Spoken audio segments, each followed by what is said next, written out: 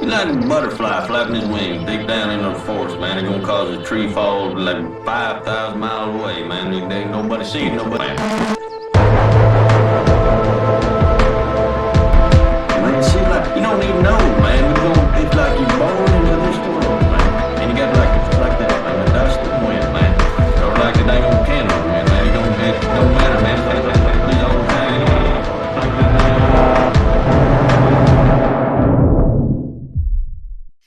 No, here we only talk about completely irrelevant things. Gio, welcome to the show. How you doing? I'm doing good, man. Doing all right. Keeping busy. I've been experimenting with cold opens. I feel a little scummy about. I feel like you have to lead into them a little bit. But the cold exit, like just like in the middle of a sentence, I think it's like really a Nine Inch funny. Nails song. Just like yeah, there you go. I don't know. The cold exit's sort of like. But like the cold open, I guess you could pull it off. You know, I mean, I always have that problem. I always rip into it right away, but without doing the intro. So I was gonna ask you doing an intro after a while. Yeah. I mean, I think that's why I'm starting to record separate intros now, like kind of like all those big podcasters do it. Like every time, like there's a big discourse nonsense, like. You end up listening to Ross Douthat, or I think it's like a condition of all those New York Times podcasters. They have to do it. Like I watched that one I mentioned on DA. I listened to the Yoram Hazony stream on Ezra Klein, and they of course do the intro. And just to like get, not that he has me blocked on Twitter, but just to like get a sense of like where these people are coming from. Like I guess as op research, but they always I think they're obliged to do the separate intro to sort of like frame the discussion. But that's insider baseball. Nobody's going to be interested in that. But sorry, go ahead, Brandon. Yeah, not at all. What we're here to actually discuss. But a little bit of podcast. I want to discuss how I'm leaving the dissident right. Actually, no, I'm kidding. Actually, I'm not kidding. Well, I should open with a joke like that because then people are going to take me. Not that I'm. No. It's like I'm trying to move away from like just politics. And I think like, damn, I feel bad. I'm kind of stealing your intro. Not at all. We're trying to move away from politics, so that's why we're going to focus on, art and culture and things that do matter. So here's my main problem with quibbling about terminology like the dissident right. Mm-hmm. There's never been like a dissident right playbook, like a party platform you had to stand on and say this is what I believe. Yeah. But the problem is, it's like, okay. Gio, you and I have our differences. Are you a man of the left? No, I mean in certain issues, but like not. No, I would never call myself a man of you're the not. left. No. I'm sorry. No, you're not. Like you're too interesting to me. I am not. Well, I mean, there needs to be a term, just a categorization for people who are not left wing and not Ben Shapiro. And so, realistically, the term dissident right, there's this frustrating, and it happens every 6 months to a year that we all decide we hate this term. Yeah. We don't like labels, and we come up with some new term that no one ever uses, and it exists purely to sort of like select yourself as the pick me girl. Like I'm not like the other dissident right thinkers. And look, like I don't use that term all that much, but it's also like you need a shorthand term for something that is like on this and this side of a matrix. And also, I find it very frustrating the people who, and I'm not coming after you, Gio, here, but oftentimes hear this, I don't like the dissident right. Well, who don't you like on the dissident right? Well, I'd never say that. And so it's like, okay, well, this is just a vague critique about several people. Calling me out, actually. I would never say who I'm criticizing, except for like certain people that deserve it. But like, no, I mean, I guess like, I always debate with myself, is it cowardly that I don't call people out? Or is it that in an ideal world? Okay, I think a few things before we get to the movie review. I know, but you've opened up this thought. I was actually listening to AA counter critique, Dave Green, distributist. I think, okay, a few things. One is that I always go in my head between, am I a coward for not calling people out specifically? Or is it that in an ideal world, I would like to, as someone who, I mean, I hate that term content creator, but let's face it, like I do many things. I write, well, first and foremost, I am an artist. I write, I am a conversationalist, podcaster, blah, blah, blah. In an ideal world, you would want to express a gentlemanly disagreement. Hopefully, this thing between AA and distributist doesn't become like typical horse trading internet blood sports, but actually it does have the inklings of, a somewhat gentlemanly discussion. Or is it that people are protecting their market share in a very limited space, and so therefore any criticism directly would entail the wrath of somebody that may not be personally a sort of personal hatred, but rather would be a performative wrath for the interest of, I have to secure this place, my position, and not let alone people that may or may not be funded or whatever. Like, that's rumors, and you wouldn't want to like Fed jacket or fund jacket people. But I mean, apart from like people where it's like pretty obvious, like the Dush Nasoza types of the world, like if you saw the recent, me and Prude covered that, right? Or people like, like Yoram Hazoni or whoever that have an agenda. But even people that are like come from the ranks of what we call the dissident right online. The reason I bring this up is because you can't have a gentlemanly disagreement because of the panopticonal nature of, you are someone putting content out there, you have an audience, their audience will hate you, they will create rumors about you, or you have this, and I saw this during the internet blood sports days. In fact, I saw this even before with Gamergate, where you have to constantly up the ante in terms of your hostile engagement with somebody, and therefore the incentives to do that is far outweighs the mature intellectual discussion that could happen between people that happen to have policy disagreements. That's number one. So I think like, to not like specifically go after somebody. I remember my good friend, not going to name names, but a good friend of me said this when I went to I had a disagreement with somebody, and this person DM'd me, and he said, "Well, Gio, when you go to war with somebody, you're asking to divide men between men. And sometimes you're not going to like people that are even friends of yours, what they say, what side they're going to pick. And so you have to live with that fact, right? If you're, and some people, and let's face it, AA and both AA and distributors have this personality where they're not afraid to shy away from confrontation, right? But another thing I think when it comes to this argument of the dissident right is that you have to realize from the perspective of people that are not specifically in America. I think that's where a lot of the disagreements from, because when you're in the UK, where you're like me in Canada, and I realize that like my identity is sort of like kind of not, I mean, the Catholicism thing, because Canada has a special place for that, but like in terms of me not being like someone who is an Anglophone or a Francophone, right? I mean, being born and raised in Anglophone Canada, my father's family's been here for a long time, but still, there's an uncertainty there.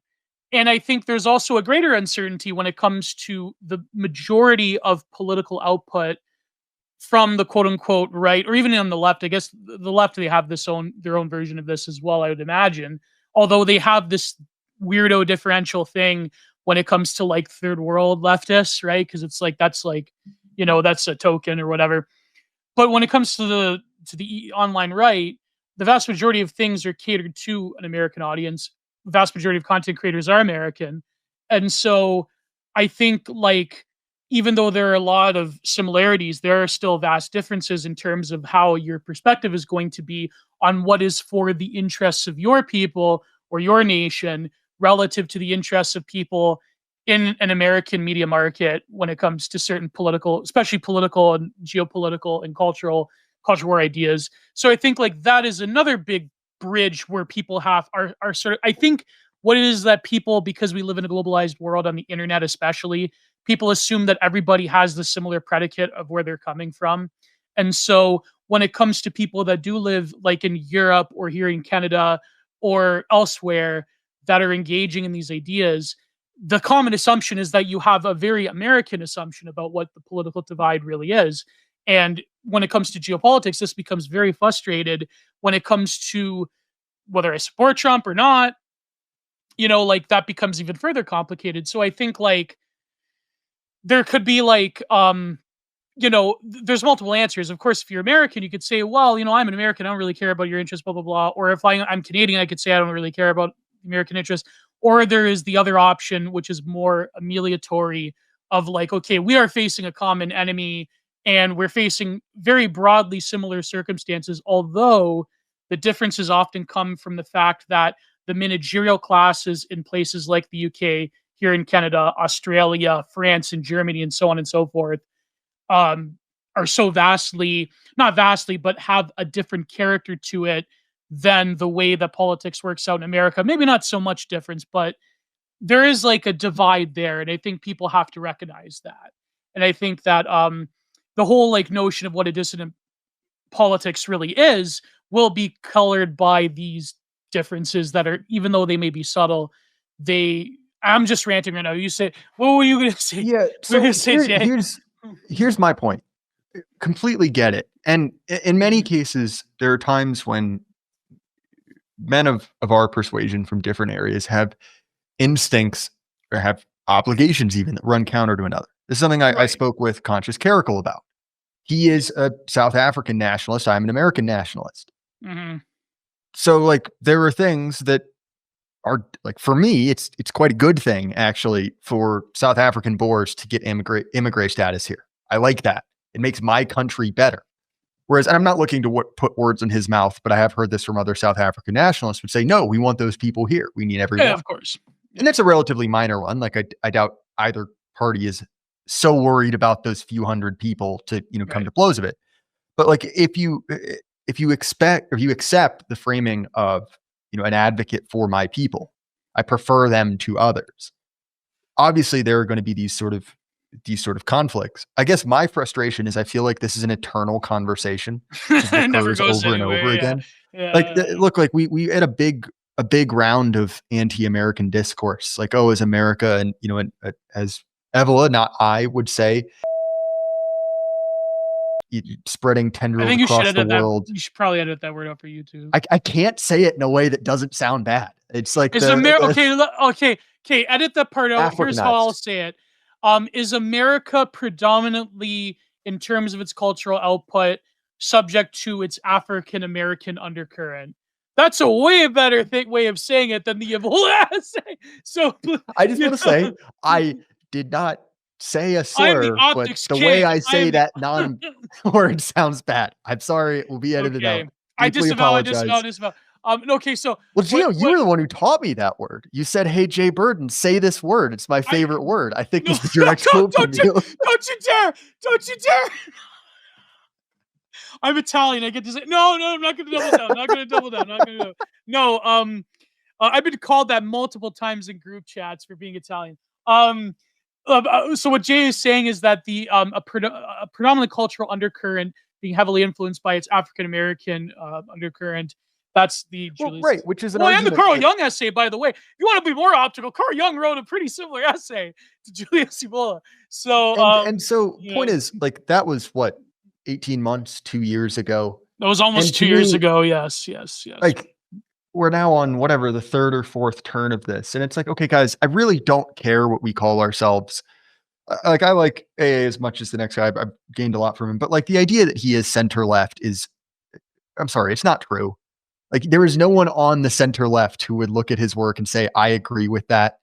And so, like, to me, it's like, okay, yeah, sure. There is a degree to which I actually wrote an essay about this not that long ago. I didn't mean to chill it, but there's an internal and external element to group dynamics. It matters very much what you call yourself, but also it matters what other people call you. So for instance, like, the difference between, I think it's Latter-day Saints and Jehovah's Witnesses, whichever that bifurcation is. In fact, I can't keep it straight. I call them all Mormons. So does everyone else. They have deep differences one to another, but fundamentally, from the outside perspective, they're in the same pot. Similar to Sunni and Shia Muslims. Like, we may have a more, like, specific version of that, but fundamentally, they're in the same pot. Similar to any different denomination of a Protestant. And oftentimes it becomes the no true Scotsman of like, well, I'm not really. And fundamentally, it's like, oh yeah, sure, you might not view yourself as on the same team, but the outside does. And the jockeying for terminology I find to be sort of irritating because it's Mhm. like, okay, I don't really care what you call yourself. Your ideas are what's interesting to me. And this is really not what we're supposed to be talking about 15 minutes into what's supposed to be a movie review. Yeah, I But to know, I me, know. much like certain aspects of dating discourse, much like, Yeah. certain other aspects, it feels like a conversation that never ends and never goes anywhere and exists purely to sort of spice up a slow news week, if that makes sense. Right. Not literally, but like, it's just, I feel like everything that has ever needed to be said about that topic was said 2 years ago. And yet here we are running through the same thing over again. Well, if you really want to go into the history of the right in terms of discourse, a lot of these things were said 50 to 60 years ago. Really, I mean, if you read, even like I mean, a lot of people, I think because his son is such a terrible ghoul, but like Norman Potteritz, who's his son? John Potteritz. Yes, that is an understatement, calling him Yeah, a ghoul. John Potterhearts, I can't say, as you can tell, Gio, I can't say these names. yeah. Star Wars names are not natural to me. But Uh, and the so, original neocons, like if you look at the debate between them and the more like nationalistic paleocons, like a lot of this stuff is incredibly similar. Like if you I have this here, where's this book? This book I have by oh my god, where is it? I don't think I put it away yet. It was a book I have by oh, here it goes, here it goes, here it goes. Um I can't believe I found this for $40. $40 American, so that's like $60 Canadian, I think. Because they go for like $100. This is a book by Zbigniew Brzezinski, Between Two Ages.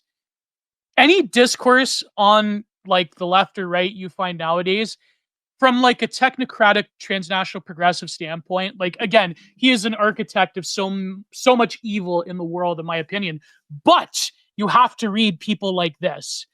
Anything you could think of that he wrote this in I believe he wrote this before the Grand Chessboard 1970. He wrote this in 1970, and anything you could think about that we talk about nowadays on the left and right, he basically wrote about it. so So I mean, it's like, yes, but like, let's acknowledge here. There's a difference right, go ahead, between Jay, sir.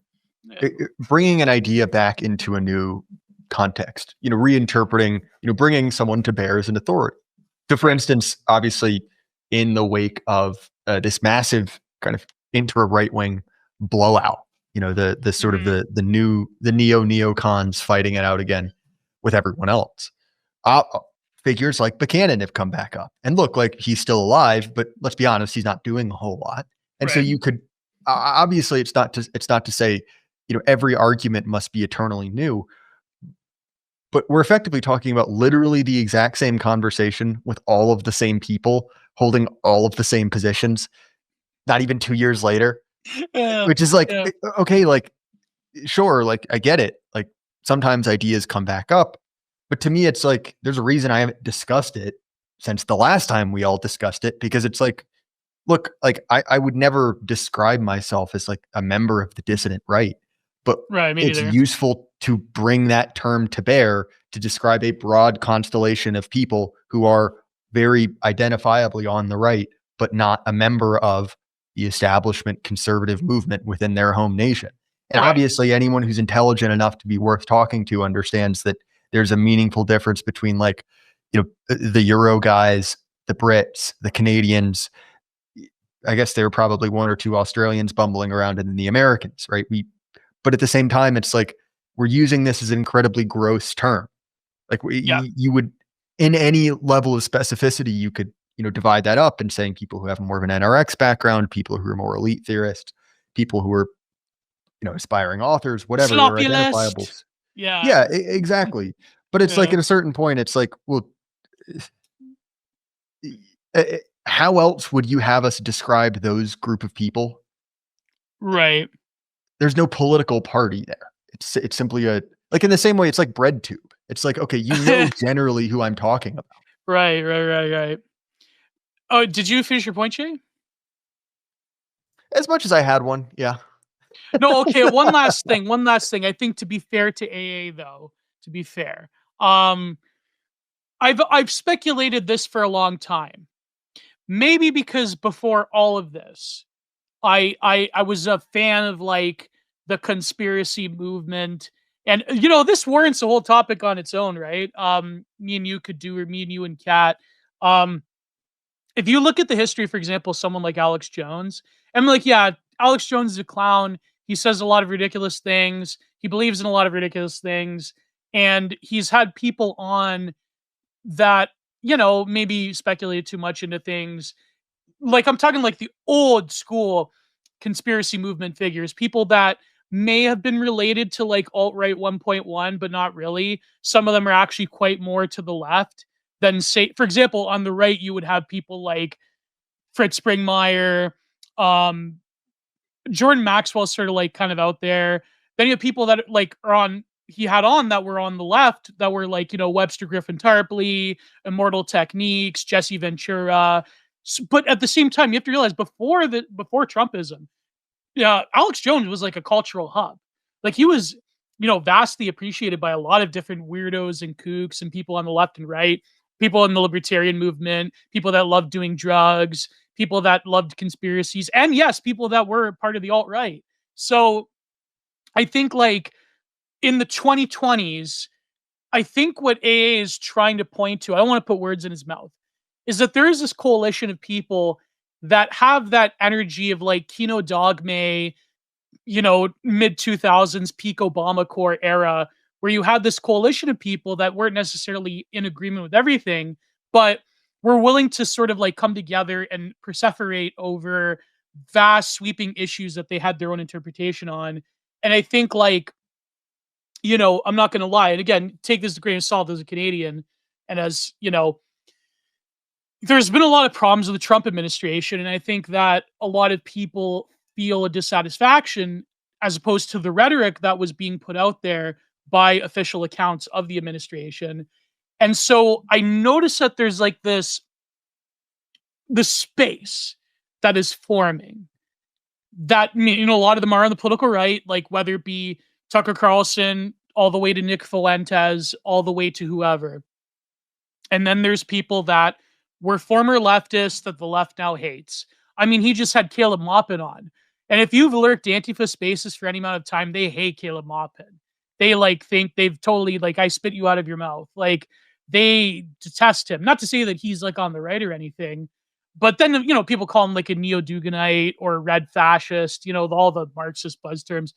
And I've never been a huge fan of Caleb Maupin either, but like him, Anna Kasparian, like people in the gray zone who, even like Max Blumenthal, who like, you wouldn't necessarily call them on the right, but then like they're detestable to the mainstream left for obvious reasons, right? Like the stuff they do with Russia and, they've gone against the Ukraine war narrative. The left has had a really big time dealing with the whole events of the past 2 years with Gaza. So you do have like a crystallization of not necessarily like a center, but like a schizophrenic, chaotic center that was inhabited by figures like Alex Jones in the 2000s during the Obama administration. Now, during the Trump administration, you have sort of the same spirit coming back, I noticed. And I think like as someone myself who has various criticisms of the quote unquote online right as well, and who has a need to do other things besides just political. I mean, we're doing political hot takes right now. I know it's addictive. It's a drug. But by the way, Gio, I'm at the point where I don't even know if we're gonna get to the movie at this point. I'm gonna tell people what movie we were gonna review. Tune in next time. Let's can it. So finish. What do you have to say, Jay? We're already 24 minutes into an hour-long show. But in all seriousness, no. Look, Gio, this is fun. So I think you're entirely correct. Now, this is something that I've been discussing with Josh Neal. Check out his book, Intolerant Interpretations. I have my copy somewhere. I don't know. It's a good book. You know what's funny about Josh is that like I brought up Zbigniew Brzezinski, but he mentions that essay by I get confused with the physicist, his kid Hofstadter. I think it's his kid or his cousin or something. But who's the Hofstadter that he cites who wrote The Paranoid Style? God, this is bugging me. This is bugging me. I have it right here, actually. Um, oh, yeah, Douglas Hofstadter. Richard. Oh, Richard Hofstadter. yeah, Douglas it's Richard. Hofstadter. Yeah, Douglas Hofstadter is the physicist who wrote, I believe he co-wrote that book, Gödel, Escher, and Bach. And then, no, he wrote that book, Strange Loops. He wrote that was very big in the New Age movement in the 2000s. But no, this is Richard Hofstadter, who wrote The Paranoid Style of American Politics. I think that supremely relevant, especially like reading someone who is like, let's face it, like even if you're not on the left, sorry, even if you're not on the right, like you would, a technocrat like Zbigniew Brzezinski is essentially an enemy, right? But if you're like one of these parapolitics people, especially, but that essay is essentially what I'm talking about. The paranoid style is so ingrained within the North American psyche that you have to read it. You have to perseverate over it. You have to. It's so integral to what's happening right now in terms of this. But sorry, I cut you off, Jay. I'm sorry. I just had to mention that. But yeah. Yeah, no. But in our conversation, one of the things that came up was, with the collapse of, a moral center to society, with the collapse of consensus, you naturally see this sort of, schizophrenic reaction where, once you have lost the sort of the will of the people, once you have lost the mandate of heaven, whatever you want to say, once you have lost that sort of common cultural consensus, it is conspiracy theorizing is rational because people are, picking up on patterns. They are picking up on how they have been lied to, picking up on how, many cases they are being sort of taken for a ride and looking to extrapolate that pattern further. So even if any specific instance, like even if, chemtrails aren't real or drinking blue dye won't give you extra vril, like pick your poison there, you're responding to incentives correctly, broadly speaking. Right. And I think that what you're seeing is really the result of a complete and total schizophrenic culture. Mm-hmm. The way that algorithms work, I think, has intensified this, where you have a machine that is designed to give you exactly what you want to promote certain responses. And so I think very much basically what I'm trying to say is I think that sort of like sloppulist, if we can coin a term like sloppulist conspiracy culture, is ultimately in aggregate a rational response to a ruling class, a ruling coalition that, as we see in Nathan Kaufman's, has basically just decided it's okay when we lie and get caught because we're in charge. Yeah. And yeah, maybe you can pull that once, but when you've been pulling that for generations, understandably, people basically say like, yeah, well, I don't believe what you say about anything. Yeah. Yeah. There is like, I like to call it the alt normie sphere, which I believe I stole that from Josh. He said a much more an optical word than I did. But I think there is obviously a critique of conspiracy theory where like there is like very popular held conspiracies that go nowhere by definition, and no one can really, there's sort of like an impotency in it. There's sort of like a hypernormalization where people will do, at the water cooler at work or whatever. I don't know. Do people go to cubicles still? Do people work? But when people go to the work or wherever people work at, the industrial zone of the Zhejiang province, number 12, it's like people will bandy about different conspiracy theories or things that, the sort of like History Channel level type of stuff, but it goes nowhere. But like you were saying, like it is a proper and healthy response to a vast breakdown of information in the infocracy that we live in. And that's like a holy, I'm in my head, I'm trying to like find a way to tie this into Phantom Thread, but maybe, but yeah, so that's warranting of a whole stream on its own, right? But I guess we should get to the movie.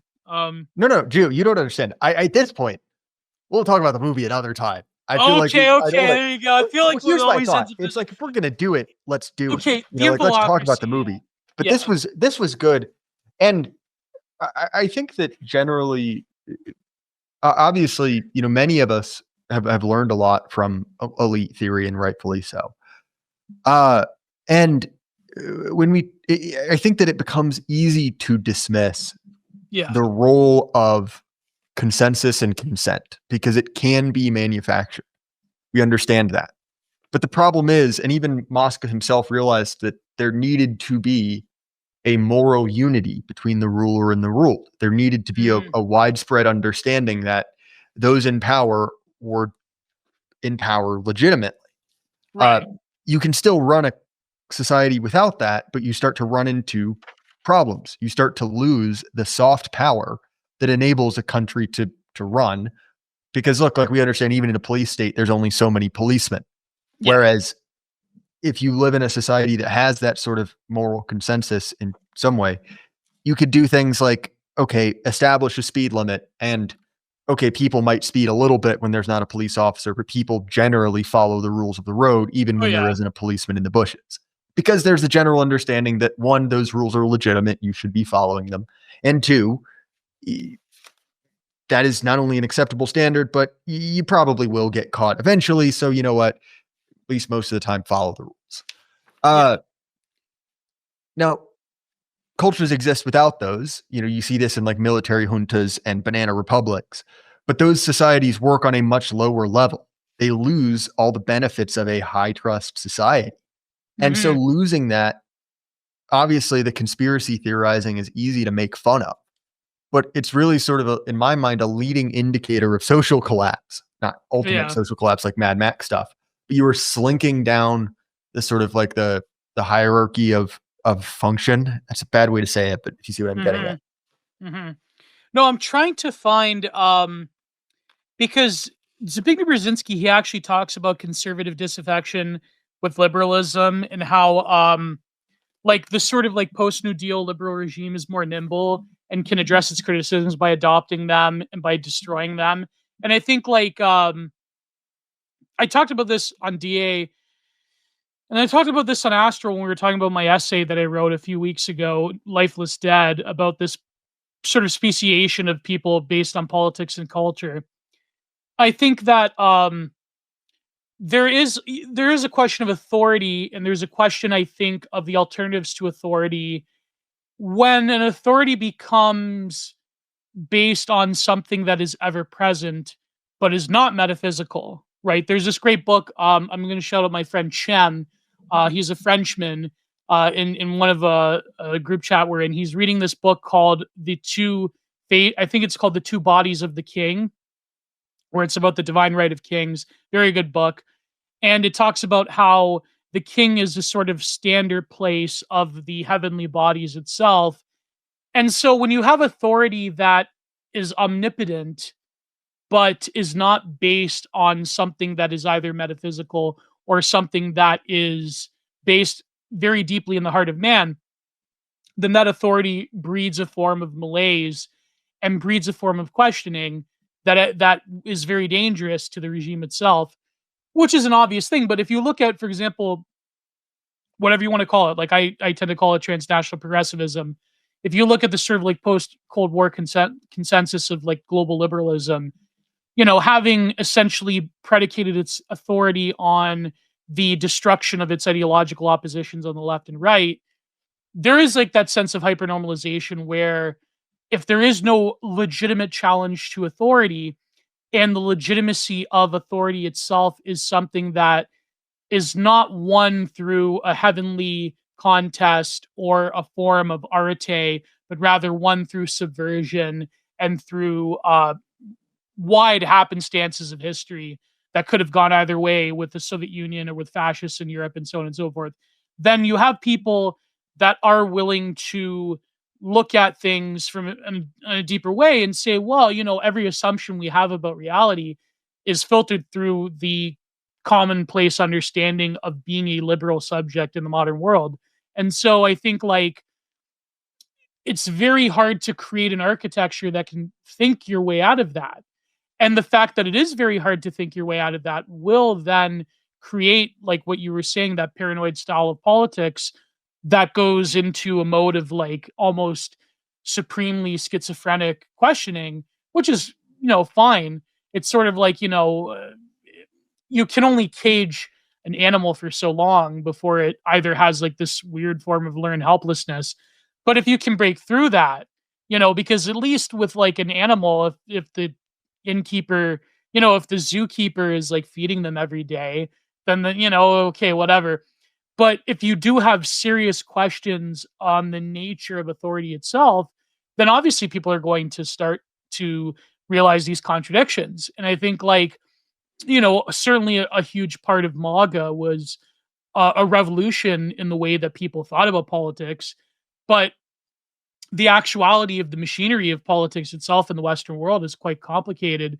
And so I think, like, it's I think when people use language that is of a different age to describe modern political figures. Now you have like these globe Twitter people. There's a lot of these Canadian leaf libs who are like these weirdo Gen Xers that talk about Carney like he's this, Macronite, technocrat. And then, in the States, you have people that are MAGA who, like, even today I saw someone say about, like, he has a mandate of heaven and how dare you question him, blah, blah, blah. And then, on the left, you have the same phenomenon with their leaders. Like, I remember, I was old enough to remember Obama when that was like, he was going to be a racial deliverance of all America. And finally, America's original sin was going to be delivered from us. So I think, like, but none of that inherently seems LARPy to a lot of people. That inherently is met with a grain of skepticism because something deep within us realizes that secular authority is kind of like by fiat and not something that pulls at the heartstrings of man. Now, I will say one thing is that Trumpism initially, and I think on a cultural level, did claim and to an extent did reach at the heartstrings of people in a very deep way in terms of a lot of people that were disaffected. Like when 2016, when Trump said, "You are forgotten no more," like that was an incredibly powerful statement. You know what I mean? I'm not going to totally bash Trump, obviously. I mean, I have my disagreements, but I think like he's the closest we can get to an authority that is deeper than the now. And when that authority is then frustrated, similar with liberals and Obama, by the way, similar like people on the far left and Obama, it's like, there is like a lot of space for a form of metaphysical thinking that you see people gravitating towards. And there are a lot of people that are trying to desperately like put the lid over that. Like me and, shout out to Tukey's Mag. We covered this, where was it? Sorry, I'm getting a call. We covered this on his show. Sorry, I'm getting distracted. We covered this. Me, David Herod, and Gabe. We covered that podcast, the Doom Scrolling podcast by Joshua Citarella, and like if you look at his interviews with Francis Fukuyama and other people, they're like desperately trying to clamp down on any form of like mystical, what they call mystical thinking or counter enlightenment thinking. And so they're really trying to like wrestle like the real center left, like managerial technocrat liberalism into like some form of vitality, because there's people on the far left and far right who are like coming in and saying like, if there is no alternative presented, we will create one. And that's like terrifying to them. People like that debate between that discussion between Francis Fukuyama and Bill Kristol, for example, is another one. But yeah, you go ahead, Jay. Sorry, I just got to message somebody. No, not at all. I think that, and I feel sort of the same way about Trump. I am very much in the target demographic for that. Yeah. And grew up in it. And I had a live show with Carl Dahl today where he was talking about the attitude that the conservative movement has towards people like me. Right? Dinesh D'Souza is a great example. I mean, he's literally just using racial slurs on the timeline now. Yeah. He called us professional whiteys, which like, all I'm saying is, as is often the case, I'm trying to say this delicately. What is he gonna say? What is he gonna say? Give me your mother's OnlyFans. When is he gonna say that? That would be amazing. That would be like incredible. Look, all I'm saying is, someone has to dig real deep for a slur, and that one's even then kind of tepid. But all I'm saying is, ours get you kicked off YouTube. So Yeah. who's got the better slurs? No, but if In all seriousness. Danush quotes like, I don't know, he could quote like an anime race and say, "Give me your mother's OnlyFans." That would be like that'd be the nail in the coffin. That would be like it's kind of like what it's like I mentioned Dugan. He had this like insane tweet like that the only way Trump can save MAGA is through redact is sunsetting. I'm like, oh my god, like all these people are going crazy at once. It's hilarious. Oh man. But No, true. But the point I wanted to bring up is that you have the sort of legacy conservative media basically using racial diminutives to talk about their nominal voters, over again saying you're fat, you're lazy. The people who allegedly sort of derive their power from those people, and so like the desire to basically say like, well, come on, like why would anyone do that? There must be some plan to explain that because I don't have a theory of mind for acting that way. And you and I have all of these like big brained ways to explain why that is the case. But look, in a world where that happens, your allies, nominal allies say that about you, where crazy stuff happens, Trump, avoids being shot by a hair's breadth. Kirk is taken out by a Discord troon. We get locked in your house for 4 years. It's a reasonable assumption. Things are even by the standards of normal politics, normal world events, things are going a little bit crazy. Things are really crazy out there, huh? Yeah. The libtards have gone insane. But in all seriousness, right? So you have an increase of these kind of, destabilizing events while the traditional way, the traditional paradigm or not paradigms, the traditional, what's the term I'm struggling for, but the heuristics, we'll go with that. The traditional heuristics used by people to sort of rank order, right? Who are the authorities they listen to? Those have sort of fallen by the wayside, largely due to, liberal managerial incompetence. And I think often that the death of mysticism, in heavy scare quotes there, was largely due to the relative increase in both sort of consumption and explanatory power brought around by industrialization and technology. Of course, magic seems less magic when you have a box in your basement that freezes ice cream for you, and you can work out hundreds of years in advance when the next eclipse is going to happen. The world seems less mystical. But on the back end, where you have the opposite, where you're starting to run into more and more situations where the experts, the science, are calling it wrong, at least to the extent that they're giving it to you, where it seems as if the world is no longer behaving rationally, in the example of the American conservative movement. Well, if there are other explanations, there are other frames through which to view things, people are going to look elsewhere. We've seen this with, particularly among young men, the abandonment of sort of legacy conservative arguments, Buckley, figures like that. Because to be honest, it's like, okay, if everything is working, you don't need to look at the arguments particularly well, or particularly closely. Because to be honest, who cares? Yeah. But when there is this feeling of, of sort of entropy of collapse, that things are getting worse measurably, you start to examine like, why are we doing this? Like, is this a noble goal to pursue? Yeah. And so to me, the birth of conspiracy theories, even as someone who doesn't, I say that, ranked on the scale of the internet, I'm not particularly conspiratorial. I think, the Discord troon probably shot Charlie Kirk. I think the moon landing happened. I think that, mid-century Germans were not very nice to Jewish folks. Like, I think those things happened. Now, we can dig into the details of why those things happened, the specifics, which are, but Alan Wrench killed Kurt Cobain, though. That actually did happen, in my opinion. I wish Courtney Love had done it, but unfortunately, I think Courtney Love paid $50,000 to Alan Wrench to kill Kurt Cobain.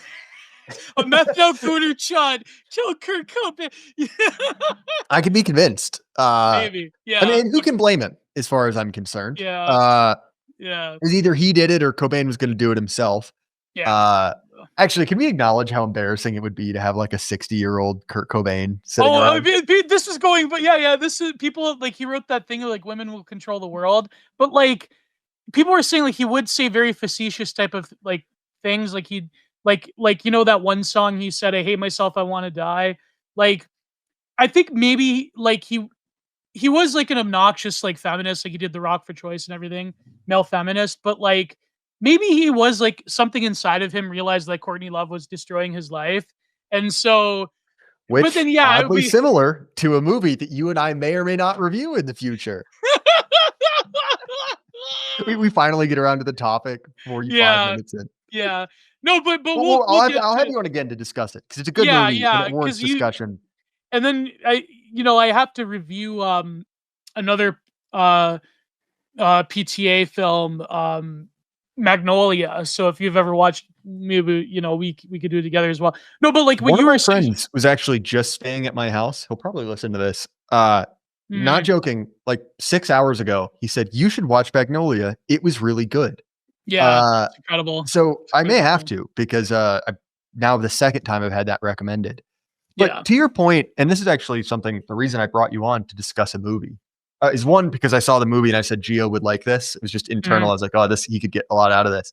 But also because I think there is a limited utility to the daily grind of politics. Yeah. Those who follow my show will tell that I'll get into ruts where it's like, all right, there's politics to talk about. I get bored of it. So now I'm bringing on, I don't know, people from TLE. And by the way, Gio, I'm sorry to kill my camera, but we've lost light here, and the Oh my video god. quality goes horrible if I don't have it. If I don't have natural light, so I Do I decided have to my kill it. avatar? I was you. Like, let me get For the reference, avatar. Gio, I had to buy a new PC, and as much as I've tried to kill the RGB glow from it, I can't Oh do my it god. fully. So if I'm in a dark room with it, it looks like I'm in a very sad gamer rave.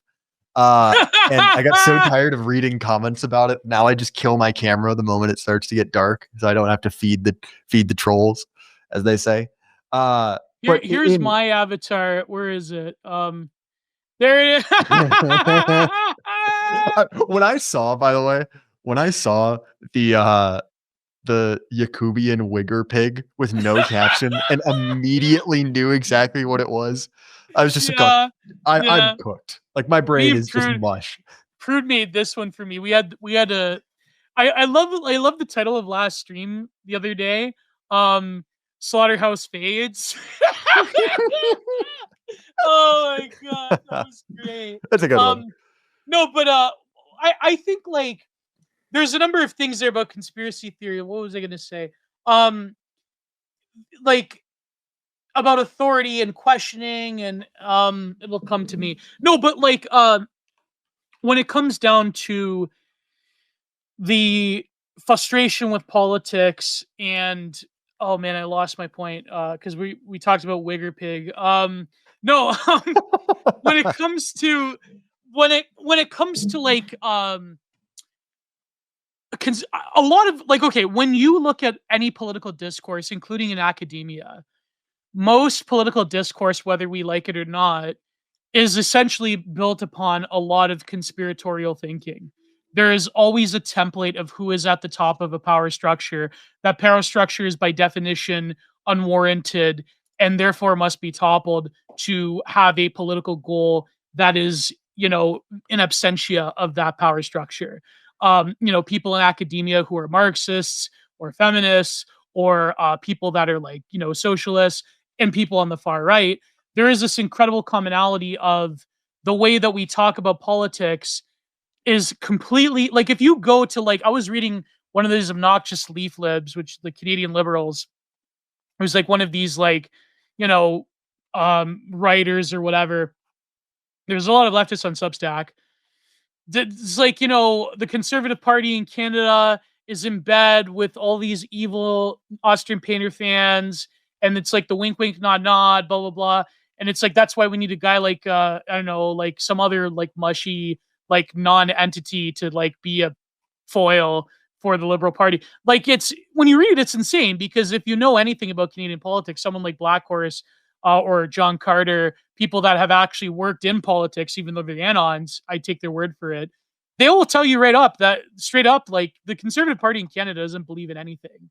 They believe in like, are we in power? No. I mean, they'll believe in like certain things like tax cuts or like following certain geopolitical things, but like the vast majority of them are sort of like a lot of And which conservative parties. geopolitical things are those, Geo? Well, I mean, like it was really a mid 2000s type of like early 2000 thing with like Conrad Black and like the National Post and then Ezra Levant and people like Rebel Media. You know what I mean? Like they're very much like of the Levant, is that Dutch? yeah, I think it's some form of whatever. Anyways, like that no, but when it comes Sorry, to Geo. I'm just deliberately trying to get you incriminated. I know, but the point being is that, like these people don't like a lot of conservative parties throughout the Western world. They don't believe in anything, right? I mean, in America, it's quite different. I mean, although people like, I mean, this whole spat with the whole like I'm a centrist liberal thing that is born out of maybe the right in America, at least the official right, the conservative Inc. people. Maybe they're not that different, or like people like D'Souza. But I think what's very interesting is that most political discourse is essentially reliant upon a conspiracy. And when it's not only is it not interesting, but then it becomes a sort of weird managerial horse trading where can this technocrat do something more efficiently, quote unquote, than that technocrat? But then your model of what efficiency actually is quite different from what you or I would think or what other people would think. And so a lot of this, again, is born out of the absence of any sort of deeper political thinking that was rooted in whatever an instantiation of a religious or cultural or national type of project was. And so, ironically enough, the people that are least conspiratorial are a lot of these like conservative opposition parties throughout the Western world. Like they do have like some form of conspiracy, like the anti-climate change thing, or like I don't know, like the libs want to cancel us, the woke liberals, but there's also the woke right. But that's like it's very funny how like conservatives are like the only centrist left in the world. You know what I mean? Like they're like Oh like yeah, well, it's like yeah, the only people who have like a real obsession or real respect for the post-war consensus are sort of center-right conservatives. That's the only place that system of values still lives. yeah, Like even the liberals aren't liberal anymore. Like I know right. that that's a trite point, but it's quite It's accurate. true though. It's true. Yeah. Yeah. Like really, the only liberals anymore are like a vestige of the IDW and the American conservative movement. Yeah. I say vestige because like anyone interesting on the IDW has left or really just stopped talking about politics. Right. I'm sure there's still a few of them bouncing around, but to me, it's basically like there's nothing left of it. You've seen people like old Jimbo Lindsay sort of make the swap and sort of audition for this role as the next moral enforcer of kind of like Zio conservatism, uh, Mhm. which I think is exactly what he's doing. Oh yeah, But of course. to me, like, and this is the big problem, and this is something that you and I have spoken about earlier this year, which is, to me, it seems to be a dead god. Yeah. Even those kind of worshiping it are doing so semi-ironically and in an embarrassed fashion.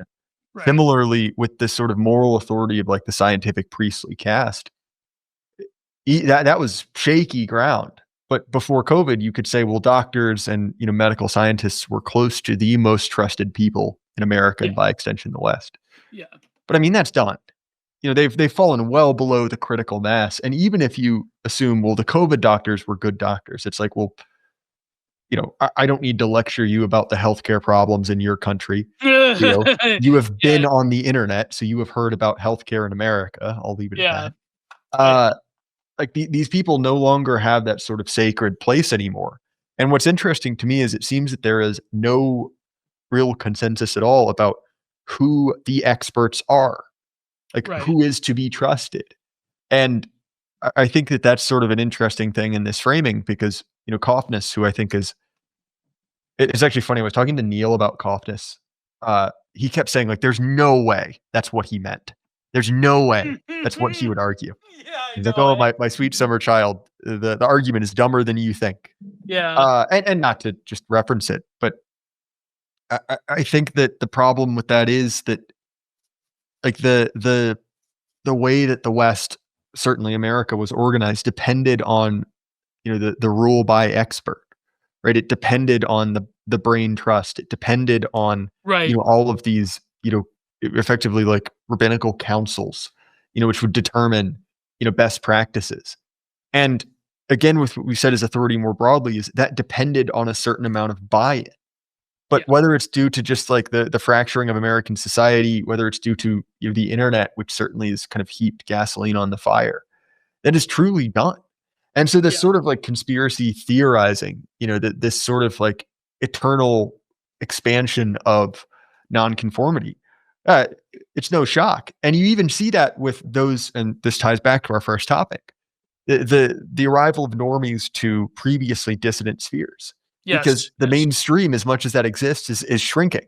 And so it's Mhm. funny. I spent this last weekend in Portland, right? The sort of genesis of the altification of the mainstream. Yeah. When we Yeah, say yeah, that's right, yeah. there is no mass culture anymore, we don't literally mean it. Of course there is, but there is no one unifying culture anymore. I think that is Yeah. clearly the case. Yeah.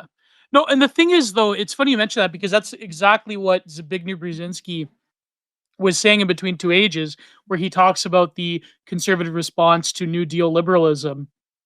He said, like, well, a lot of like the secular authority that was a delegitimization of the right of kings in after the Enlightenment, that all the way up from the 17th, 18th, 19th century to the 20th century, that provided a lot of people in the liberal sphere of things a form of vitality and fluency within an ever-changing culture around the turn of the century, like the French term fin de siècle, the siècle of the century. That provided a lot of the sort of groundwork of the global liberalism, in that they could claim by hitching their wagon onto the forces of science, or scientism, secularization, disenchantment, and a sort of liberal technocracy that in a lot of ways, again, me and Astor were talking about this, like people like Horkheimer and Adorno, the Frankfurt School, they weren't wrong about everything. If you read the Dialectic of Enlightenment, a lot of the gifts or the fruits of instrumental reason that the liberal regime tied itself to was its source of vitality, and then later culminated into the bodying of its ideological oppositions. Now, the case of like fascism as a response to liberalism is it's cut and dry in terms of like the world went to war with them, but in terms of like the sort of exhaustion of communism, or at least in its Soviet manifestations, that is a more complicated thing. And I think like the whole like conservative Reaganite narrative that like Ronald Reagan went up there with the Pope and gave a speech and communism fell is like not, that's like a vast understatement. It's ridiculous in some ways. There's a lot of reasons why the Soviet Union fell, right? And mostly internally in a lot of ways. Well, that's been sort of the interesting thing, is Yeah, the death of the saints of the conservative movement. yeah, You've seen a yeah. fight around Reagan. You've Martin seen a Luther fight, King. and okay, but also, the previous kind of exiled, heretics. Obviously, I've Yeah, mentioned Buchanan, but in Derbyshire, Sam Derbyshire, Francis. Sam Yeah, Francis, who's come into relevance again because of the reemergence of one Dinesh D'Souza. yeah. Uh, Joe but Sobran. Yeah, yeah, and it seemed, and actually that was sort of an interesting thing when you have Mark Levin sort of rubbing his hands and cackling about, we've canceled these guys before, we'll do it again. We got rid of Buchanan, we got rid of Sobran. It's like, well, one, Mark, who is we in this sentence? yeah, I'll yeah, leave that to him to answer. And also, it's like, well, look, man, the situation has shifted. You yeah, were no longer in this sort of hegemonic position. yeah, And look, like, I think that sort of the conservative Israel lobby has an immense amount of resources behind it. But like, I was even thinking about this, like their talent bench is very shallow. oh Like god, yeah, comparatively, like compared to the Fox News guys, Tucker's a spring chicken, and he's older than my parents. yeah, Like, okay, you have Brill and Hollyhand, who I don't know if he quite warrants discussion. But to me, it's like I look grape, redact, and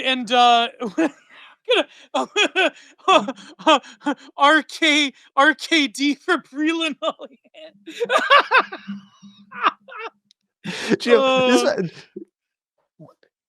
Breland Holihan is going to find he's going to find a gate into Valhalla, and he's going to bring back Roy de S. And no, go ahead, Jay. What were we gonna say? There's so many Holihan memes you could make though. Like Holihan, it's sort of like the Will Stoncil memes. It's yeah. But you were saying though, Jay. I do be like that, Mr. Geo. I should be the one saying to be like that, Mr. J. Yeah. Give it your background. Jamal Pennacchietti.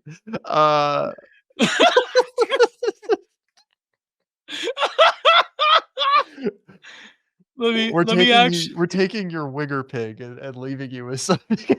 We're gonna do this right now. We're gonna do this.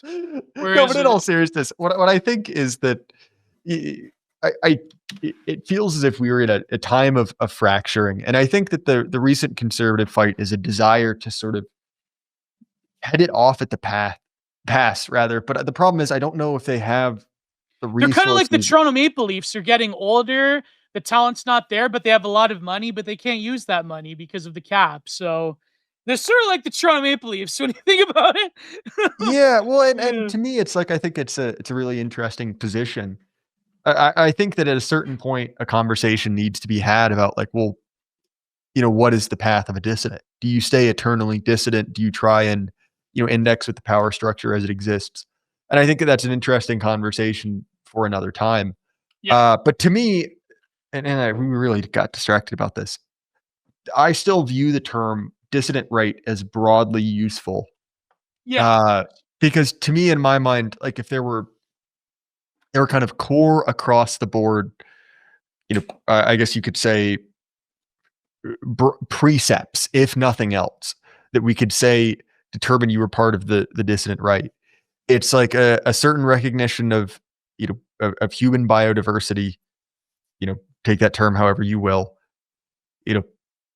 And a certain, I guess, like lack of moral shame about in-group preference, and everything else is kind of up for debate. But both of those things put you in a box by yourself. Like aside from everything else, people have disagreements on. They have different disagreements about religion. They have disagreements about, family formation, any number of other things. But if you hold both of those positions, where else are you to find a home? Like you certainly can't in the conservative movement. You certainly can't in the, the broad liberal establishment. And in the sort of like, what passes for the radical left, you can't either. And so, maybe there's more positions we could add on top of that. But, that's happened to the post-left people. That's exactly what happened to people like the Red Scare Girls and Amy Therese and they're just right wingers now. I'm sorry. Not like I like them all, but like my wife is a Red Scare listener and she tells me. You married a Red Scare listener? Oh. You might want to edit that out, Jay. I don't care. I've said it before. I listen to Red Scare occasionally as well.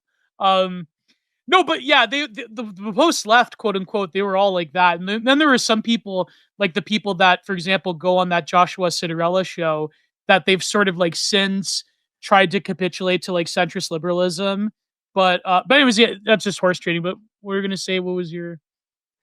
So point is, and like I said, I don't know particularly about what those women say, but it's like at a certain point, it's like I don't view myself as part of a same contiguous group. Like we don't really have any of the same opinions, but like, let's be honest, if you're doing the like hope not hate map, there are lines connecting us, like, and at a certain point, if the term just means one of those like networks of influence, as gay as that sounds, like, I don't know, sort of is what it is. But Gio, we're over time. He changed. One last thing. I have one last rant. No, that's very interesting is that, like, okay, there's a few things. I know, okay, number one, you have to establish that is there the actuality of a political or cultural discourse as opposed to just the vibes and the memes? This becomes indistinguishable in the internet age. So that's something you do have to warn against. But at the same time, you mentioned all these people that are politically homeless. Now, I mentioned Zbigniew Brzezinski talking about how liberalism had this vitality and could offer a secular functionary element to common everyday problems that these other regimes didn't. And a lot of that was predicated on secularism and science and so on and so forth. But now that that's become exhausted, it's a question of not just that, okay, people are driven by fads and this set of ideas are exhausted and they don't provide you anything. So this is like what Bill Crystal was saying with Francis Fukuyama. He's like, are people really like that bad off in the West that they have to like get rid of liberalism and go to people like Yarvin or Fuentes or BAP or whoever? But it's like, yeah, a lot of things are becoming increasingly bad in the Western world. But there's okay, so there's that counter argument. But then there's the reality, which I think is something that we should explore later, is something that I've tried to maybe switch content on than just political hot takes, is that there are things, and again, I mentioned Carl Jung. Jung, he wrote this essay called um, The Undiscovered Self in his book Civilization and Transitions, his volume of work. And he wrote about how there are always armies at the gate of civilization willing to tear an older order down, because it's not necessarily that people want something new per se. It's that there are deep things within the human collective unconscious, within the psyche, with even in the soul, that was denied for a very long time. And as soon as you don't have a lot of the shiny new baubles of quote unquote things working that the regime once provided you, the transnational progressive secular liberal regime, then a lot of people are going to say, well, okay, for many, many decades, we have been denied a capacity to express ourselves on things that just came commonplace to our ancestors. And people have various expressions of this, even people on the political left, their embrace of like these alternative spiritualities from the global south. A lot of that is just like identity politics. But then, even on the right, you have like the revival of paganism, you have a revival of trad Christianity, you have, a lot of these different things, what Spangler would call the second religiousness. It's like that isn't just people are people are driven on like people like Fukuyama and Cinderella, and even certain people like you mentioned, like Kaufness and Hanani, and all these like odious figures. It's they're what they're proposing is that this is like a fad, and this is like people going crazy, and we have to rein them in with some form of secular rationality in politics. That means that you're going to be like good little liberals producing widgets, and if we can produce more widgets, the line will go up, and all of our problems will be had. And it's like, it doesn't matter if you're transporting half of your labor force across the globe. That doesn't really matter because of like, then these Silicon Valley people, they have this thing about natalism, but it's like, it's not like, their natalism is sort of like whoever's having kids doesn't really matter. It's sort of like a weird, it's like the way they approach economics. It's like, as long as it's going up, it's good. It doesn't matter how, right? The how is irrelevant. The how gets you into very hairy territory for them. So they have this answer of like, well, you people are going crazy and we're going to rein you in. And, those feelings you have deep in the pit of your soul, that's not real. And you have to actually embrace reality. You have to stop being, what's the new irony leftist phrase? You have to stop being 12 years old. You're 12 if you want to have like, a family and a single family home, and you want to have productive living, and you want to have like some form of religious meaning. It's like you're 12 years old. It's like these people are literally saying this, right? But I think the difference is that these things are deeply real to us. They're deeply real to us on a level that has been covered over by a lot of modern political and sociocultural realities. And the second that what was covering them doesn't provide you any deep answers to life's questions is when people will start to realize, oh yeah, actually, this thing that I feel at the pit of my soul, I can't deny it any longer. And maybe everything I've been told about how great this like secular post-Cold War, post-World War liberal order is not really going to give me a lot of life's answers. And it's again, like in my essay, I mentioned the science fiction writer R.S. Backer, where he's like, well, most mainstream institutions nowadays, they've gone out of the meaning game. But people like Hanania and Hoffness, and to a lesser extent, their equivalent on even farther to the left, and people even that are like conservatives, they will tell you, no, actually, like the meaning game is something that you do privately and individually. And even when you're doing it privately and individually, as we saw during Clownvid, it's like you can't do that because that will also be a violation of public safety. So, and then, yeah, it's like what Dissident said on that stream about D'Souza, the guy that was the defender of Christianity during the New Atheist thing. He was late to the party, but about the functioning of Christianity and how great it was, and the Western tradition was built upon Christianity. The second that he's slightly inconvenienced by people farther to the right of him, then he becomes an ethno-nationalist for his own people. So it's like, that's just a natural human impulse. So even people that are trying to get you to play by the rules, they themselves cannot play by the rules that they set out for themselves. And it's not that, I mean, yes, these people like D'Souza are nefarious creatures, and they are creatures of the establishment. They're trying to basically destroy you. But in terms of their motivations, the reason that they can't live by their own principles is not like, I mean, it is hypocrisy, whatever, but hypocrisy is whatever. It is what it is, right? But it's like they can't even deny a deep human impulse they have towards their own view of like, okay, I may be this like person, but at the end of the day, Dinesh D'Souza is still an Indian man. And so he may deny that these things are, relevant to any sort of quote unquote functional political schema, but it's a powerful thing nevertheless. And he can frame it as like, well, if you start doing this, then that's going to lead to identitarianism, like James Lindsay and blah, blah, blah. But it's like, okay, no, there is actually a real motivation behind it. But that motivation isn't illegitimate, is what I'm trying to say, because everybody has similar motivations. It's just that we've lived under political and cultural conditions that has told us to deny this quote unquote irrationalism that is either based on identity or religion or metaphysics or anything that was bodied in the previous 2 centuries or 3 centuries. And so, yeah, that's what I would say if you wanted to end the show, Jay. Yeah, well, Gio, that was a good rant, a real good one. I've been in a rant arc recently. Yeah. Really, it's a time for ranting. We're really gonna lean more into a red string ranting, hand painted signs. It feels like the place that the zeitgeist is leading us to. Yeah. But in all seriousness, man, I've got to run. My wife's home. Got to eat dinner. But where can people find you? Where can they find your work? Well, my link tree will be there. You could find me everywhere. But go to my YouTube channel, Genre Productions. Go to my Patreon, patreon.com/Genre Productions, for hours and hours of content, as well as Substack.com/Gio's Content Corner. And so yeah, both are only $5 a month. And I have a lot of exciting things. I'm moving more towards the arts and culture sphere, and I'm starting to do painting videos again. So yeah, good. There you go. Yeah. Well, I highly recommend all your work. I'll have to have you back on to actually discuss what we were supposed to discuss before we got distracted. And tell me when you've watched Magnolia, because we have to do that. Yeah.